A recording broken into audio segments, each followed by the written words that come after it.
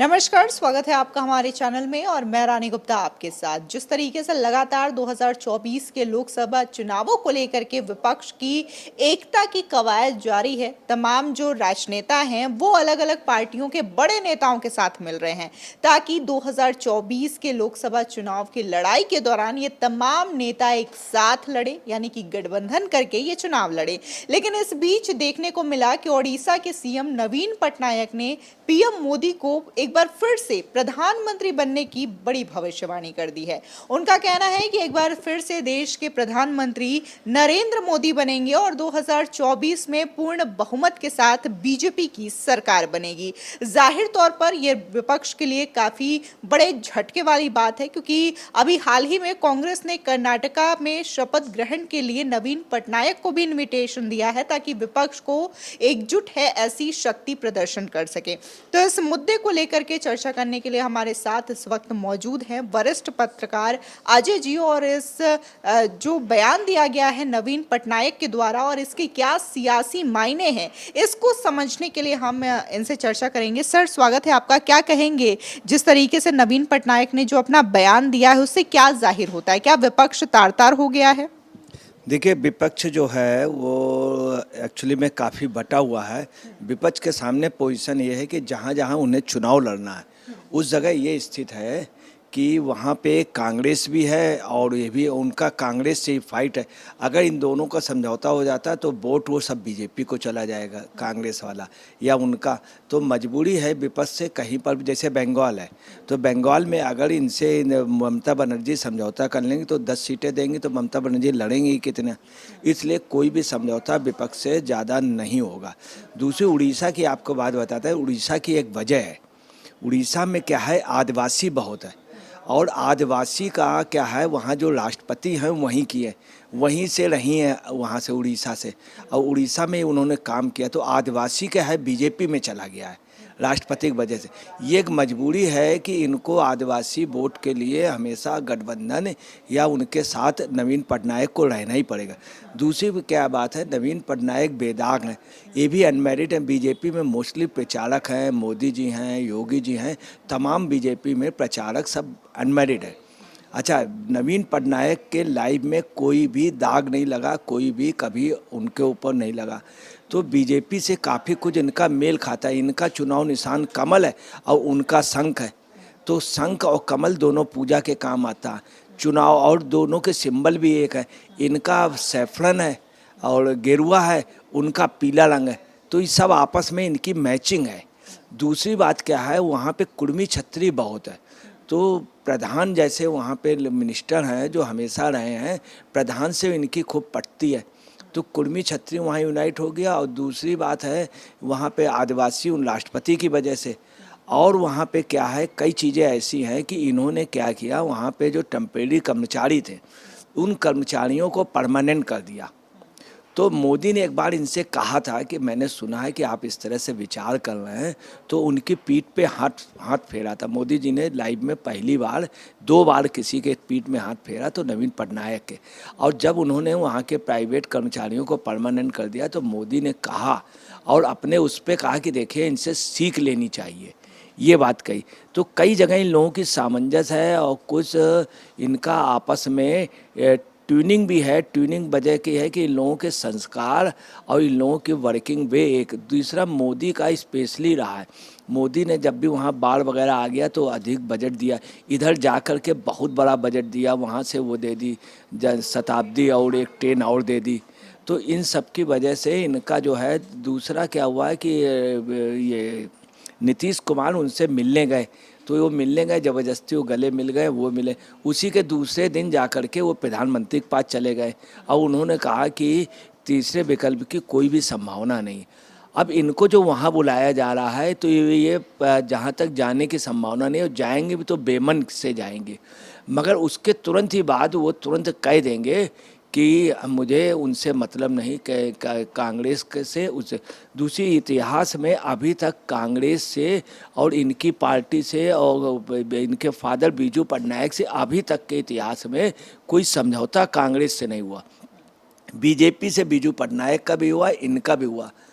तीसरा, ये नंदिनी शतपथी के लोग सब खिलाफ हैं, कांग्रेस के जो थे। इसलिए आपको बताना ये बीजेपी के ही पाले में इनकी मजबूरी है, चूँकि मिलता हुआ। तीसरी आपको बात बताना है, ये पटनायक जी की बहुत इच्छा है और कि मोदी जी त्रिपुरा से लड़ें, त्रिपुरा कह रहे हैं, पुरी से लड़ें। उन्होंने पहले भी इच्छा जाहिर की थी मोदी जी के सामने, यह है कि पुरी से लड़ने से क्या है, बंगाल, उड़ीसा, तेलंगाना ये सब मतलब कंट्रोल होंगे।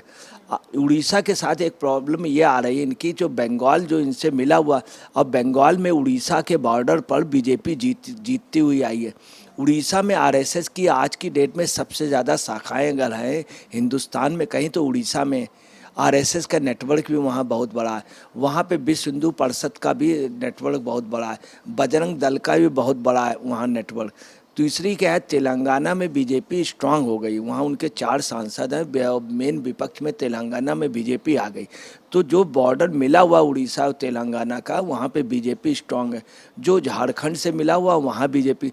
तो इनकी मजबूरी है कि ये दोनों लोग हमेशा मिल करके रहेंगे, अब बाहरी रूप से नहीं, अंदरूनी। मगर उनको मुस्लिम वोट भी चाहिए नवीन पटनायक को, तो मुस्लिम वोट के लिए वो अपनी धारा अलग रहते हैं, मगर दोनों के मतदाता लगभग एक से हैं। अच्छा, जिस तरीके से नीतीश कुमार गए थे, मिले थे और गठबंधन को लेकर के उन्होंने चर्चा भी की थी, लेकिन नवीन पटनायक ने साफ इनकार कर दिया और बोला कि हमने गठबंधन को लेकर के कोई चर्चा नहीं की है।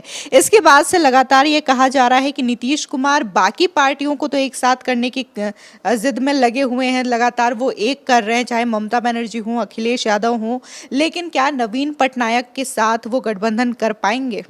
देखिए, कोई सवाल ही नहीं उठता। नीतीश एक एजेड हो गए हैं और अब देखिए इसके बाद वो मुख्यमंत्री खुद भी बनना नहीं चाहेंगे, इतनी एज हो जाएगी कि वो चल नहीं पाएंगे। दूसरी बात ये है कि वहाँ पे प्रॉब्लम ये है कि वहाँ, इसमें कोई शक नहीं, लालू की अपनी वो है, हमेशा स्ट्रेंथ थी, है और रहेगी। उनका एक समीकरण है लालू का, माई का, मुस्लिम और यादव। हकीकत है कि मुस्लिम आज भी लालू के साथ 90% है, वो बीजेपी को हराना चाहता है। दूसरा यादव जो है वो भी यादव उनके साथ 80-90%। और इनकी मजबूरी है, वो जो माई का समीकरण है वो नीतीश को वोट नहीं देगा। नीतीश के साथ कुर्मी है, पूरे हिंदुस्तान में यादव वर्सेस कुर्मी बहुत भयंकर चलती है। दूसरा, नीतीश के साथ समर भी था। इधर ये बैकवर्ड के बोर्ड लेना चाह रहे थे, मगर जानबूझ करके ये बैकवर्ड में जनगणना नहीं चाहते हैं नीतीश, तो जब इलेक्शन आने लगता उसके पहले ये मूव कर देते हैं। तीसरा है, नीतीश के सामने सत्ता जाने का उनका समझौता हुआ था 2.5 साल का। हिंदुस्तान की राजनीति में कोई भी समझौता 2.5 साल का हुआ, आज तक फॉलो नहीं हुआ। ना बीजेपी वालों ने किया, ना किसी ने। यूपी में मायावती उनका हुआ तो वो भी फॉलो नहीं हुआ, कर्नाटक में कई बार हुआ, यहाँ पर भी फॉलो नहीं हुआ। तो इनकी मजबूरी है कि नीतीश के बाद वो तेजस्वी बनने का था, तेज प्रताप, मगर इन्होंने बनने दिया, उसकी फाइलें करवा दी।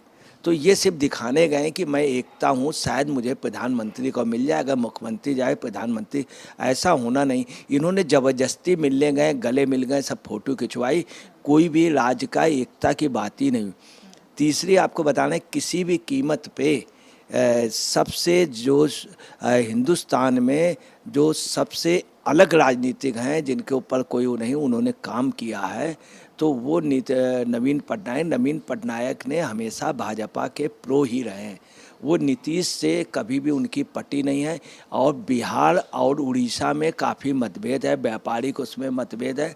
बिहार वहीं की वहीं रहा, बिहार के मोस्टली लोग बाहर जाके नौकरियां कर रहे हैं, बिहार नौकरी नहीं दे पाया। उड़ीसा कुछ भी हो, उड़ीसा अपने यहाँ रोजगार वो किए, अपने कर्मचारियों को किए। उड़ीसा का आदमी पूरे हिंदुस्तान में है और उसको इन्होंने बैक किया है। आपको बताना, जो हॉकी टीम है, अपने यहाँ की कई टीम उसने गोद ली नवीन पटनायक। उड़ीसा से हॉकी का कोई लेना देना नहीं था, क्योंकि वहाँ के लोग फुटबॉल खेलते हैं बंगाल के। उन्होंने हॉकी टीम को गोद लिया, 100 करोड़ रुपए दिए और हॉकी टीम आने लगी, अब ओलंपिक में भी सेमीफाइनल तक लड़ने लगी। तो नीतीश कुमार का, इसका नवीन पटनायक का एक अलग वो है। और वो हमेशा कहते रहे कई बार कह चुके 2024 में मोदी आएंगे, थर्ड फ्रंट का कोई सवाल ही नहीं उठता।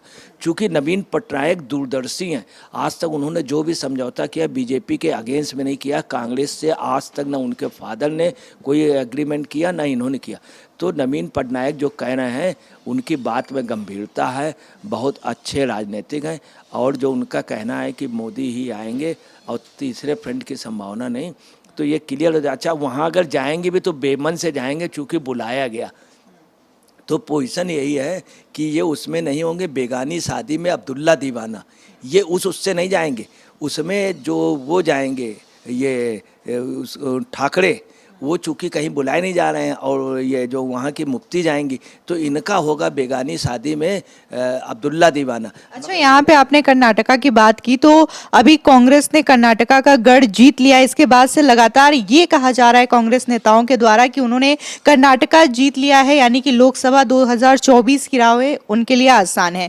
तो आपको क्या लगता है कि क्या वाकई में कर्नाटका जीतने से कांग्रेस के लिए लोकसभा चुनाव काफी ज्यादा आसान हो चुका है? मैडम, आपको क्लियर कर दे, कर्नाटका का गढ़ इन्होंने जीता नहीं है। कर्नाटक में, तटीय कर्नाटक में बीजेपी को 49% के लगभग वोट मिला, 10% उसके विद्रोही जो थे 60%।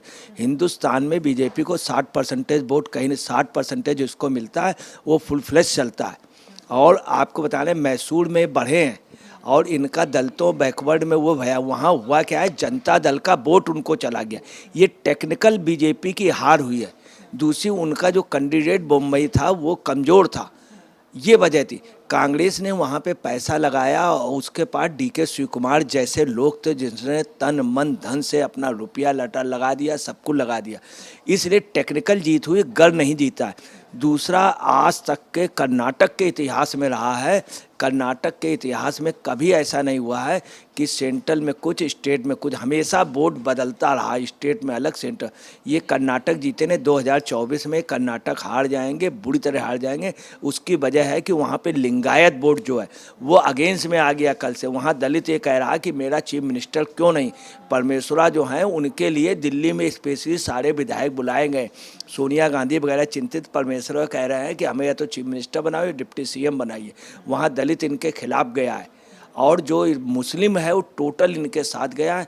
ये कर्नाटक की सरकार आपको बता रहे हैं कि 15 अगस्त में कौन झंडारोहण करेगा ये नहीं कहा जाता, 26 जनवरी, मगर 2024 के 26 जनवरी में कांग्रेस का नहीं होगा। दूसरी आपको बता रहे हैं, कर्नाटक में निर्णय सोनिया गांधी, प्रियंका गांधी, खड़गे नहीं करेंगे, अमित शाह करेंगे कि आगे चीफ मिनिस्टर कौन होगा। ये निर्णय ये नहीं करेंगे फाइनल। आप देखिएगा अमित शाह जब भी चाय लेगा तो आप समझ लीजिए जैसे हुंडा ने लुढ़काया जाता है, वो अगर फूंक भी देगा तो कर्नाटक में पता चला कि वो डीके शिव कुमार है, उसमें सेंट्रल में कोई होगा, और चीफ मिनिस्टर अगले जो चीफ यहाँ पे जो होगी सरकार वो बीजेपी के सहयोग से चलेगी, ना कि कांग्रेस के में। आप देख लीजिएगा, चूँकि अमित शाह इतने बड़े राजनीतिक, इतने बड़े सियासती, इतने बड़े कूटनीतिक हैं।